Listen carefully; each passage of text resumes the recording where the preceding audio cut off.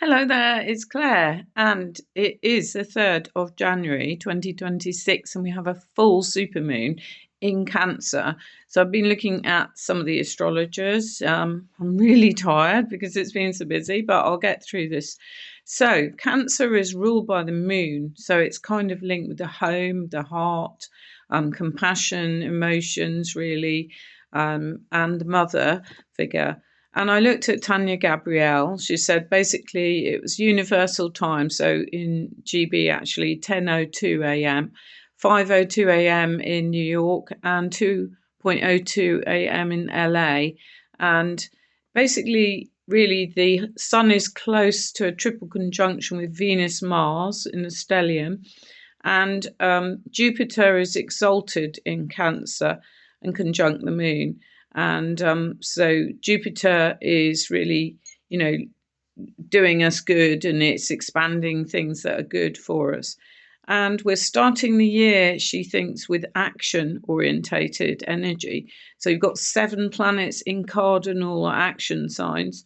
The moon and Jupiter in Cancer, Sun, Venus, Mars, and Mercury in Capricorn, and Chiron in Aries. And all those are cardinal signs: Cancer, Capricorn, Aries, I believe. Actually, Aries, yeah, they are cardinal.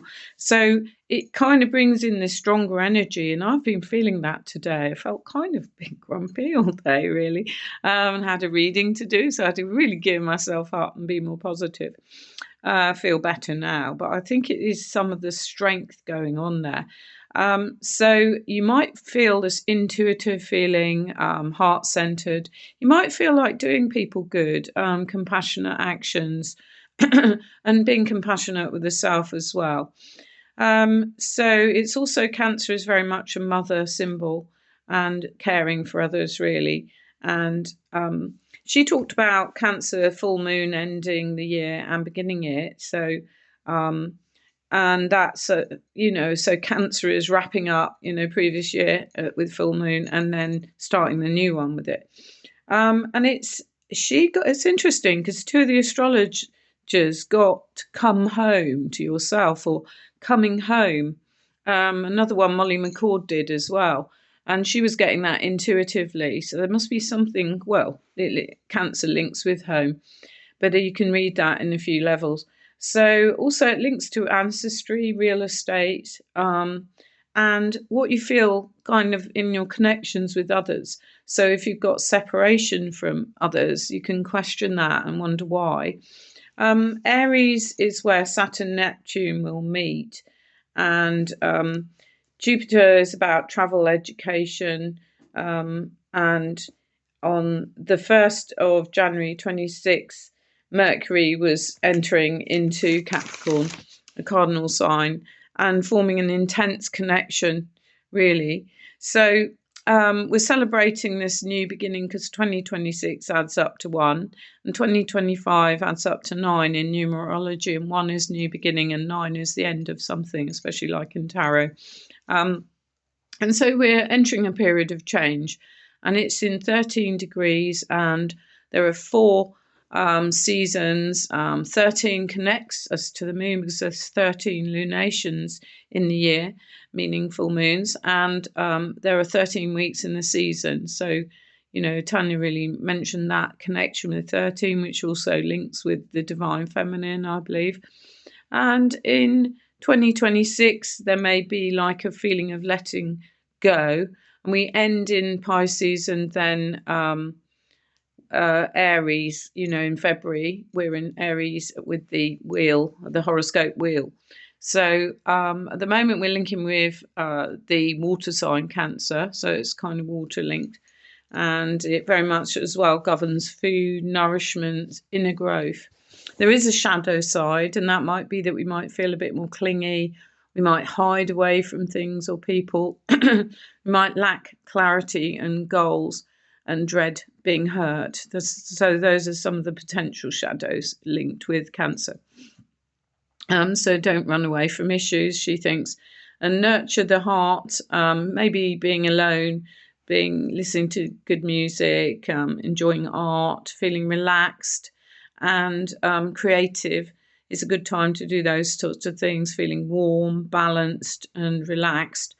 And the moon is opposite Mars, so I think that could have been explained some of my impatient feeling, because my sign is ruled by Mars, but it's really like impatience with what's going on today. I felt quite strongly, um, and there are several conjunctions with the planets, meaning close to each other. Mercury is square to Neptune till January the 29th, then Neptune is in Aries, and there's like quite a lot going on with that. I think February will be really, quite a lot going on as well. So engage in clarity and some tensions. She sort of mentioned leaving drugs and alcohol behind. I mean, maybe it's a bit early, but some people will do the no drink, don't they? The dry January, because it can help with also our psychic abilities, which become clearer if we're not using any type of substance as well, and also maybe caffeine. So she started talking about entertainment stuff to do with be careful what you're occupying your mind. Now, I don't really get the link with the full moon particularly, but she also talked about trine the Jupiter Saturn, attracting fortune and professional opportunities, and also the fact that the home is important with Cancer, and where would we thrive? Do we want a bigger garden? Do we want to be nearer nature? And Jupiter is in Cancer half of the year, but that's going to influence how we feel, like to do with travel or even changing our location. So that was what she talked about. Then we're on to Pam Gregory. Pam does do a lot of detail, and she's like the astrologer's astrologer, so it's quite hard sometimes to follow. I've written some notes. She talked about it being action oriented, very 2026, very much fast moving and a bit different from 2025 in that way. She talked about the sun, moon, 13 degrees Cancer, conjunct the sun, leadership. She's talked about there is 7th, 8th houses, foreign relations and investment is important, and a light on the USA president. And she'd recorded this all in, I'm not sure, near Christmas.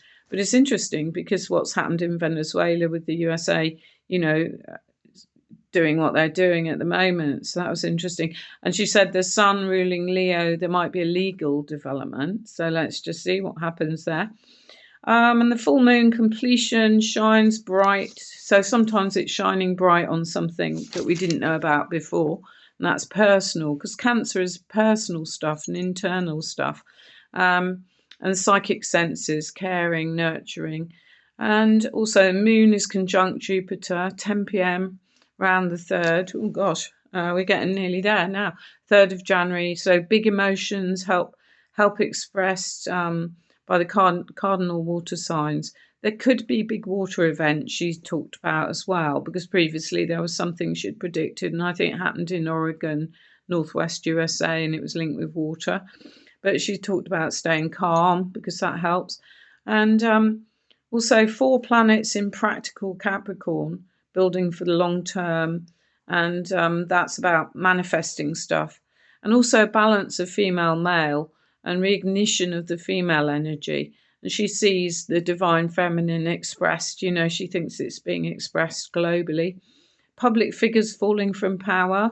We've had the Bulgarian government, Nepalese and Thai governments fell previously, and leaders and governments generally at the moment under scrutiny. And she's talking about the astrology showing that. And Cardinal Grand Cross, so Sun conjunct Mars, Venus square to Salacia, which is linked with mermaid energy and water and light on the sea. And Salacia, higher love. And Maki, higher Uranus expression, and she talked about really that Sedna as well, Venus, Mars, and the hard geometry, so an urgent rebirth feeling for the planet really. And Jupiter squaring Chiron and Aries, so revolution energy in 2026 as well, but also healing the earth, especially from July, she thinks, and Jupiter expands that healing. And making real the dream, Maki, war, hunger, poverty, how can it be dealt with, and raising the frequency. She talked about that quite rightly actually, a shortcut to dealing with these things rather than, doing them physically is raising our consciousness. And then that calms things and it would naturally lead to less violence and so on and more peace. Then she talked about cartography on the 3rd of January today. The shadow bits would be, that means like where the shadow of the moon and sun, etc., would link in with certain parts of the world, like Eastern Europe, Southern Arabia, Saudi Arabia, East Coast of Australia. And the supermoon may affect those areas. And also Uranus conjunction would be Peru, Colombia, Washington, D.C., New York, Eastern Canada, and also Russia, China, Thailand, she mentioned. And she also mentioned on the 9th of January, there's very dynamic astrology and that there may be an event. She didn't say what, she doesn't know what really, but she's saying in the astrology it's showing up Venus, Sun, Mars, 19 degrees, super tight conjunction of Capricorn, and Jupiter opposing all three, 23 degrees of Cancer. So Jupiter pulling on those three planets, causing dynamic energy, and Chiron involved later, which is the healer energy, might be some kind of extreme weather event. So that's on the 9th and that's the 3rd today. So obviously in 6 days' time. So she just talked about stay calm, be in love, not polarity. And we're all interconnected with the earth, and that picks up on how we're feeling. So it makes sense to stay calm. Then I looked at Maria Vasami. Sorry, I'm going on as usual quite a lot. She talked about it being a very, very powerful supermoon because Cancer is ruled by the moon and it brings intuition, emotions. But you've got opposition, like Capricorn is the masculine energy versus Cancer, the feminine heart feelings. And you've got Saturn and Neptune, last degree in Pisces before going into Aries. So, and that's, quite a lot of astrologers are talking about that, that there's big change happening in February. And the more planets in Capricorn. So it's a bit like feeling like, because the moon, is actually, the feminine one, but the sun is in Capricorn. So that's like the feminine versus the male, or the heart versus the brain almost. But yeah, so lots going on. So huge changes, she thinks, in March as well. And she really talked about the fact that, like this has been our new year, but the horoscope new year is really starting again in February, I think, with Aries. So, which is the first, of the zodiac, and we're in Pisces, which is the last sign of the zodiac. I also looked at Molly McCord, and she talked about important truth coming to light that's personal, what we really feel about something, and intuition and spiritual work we did. It's around something like that.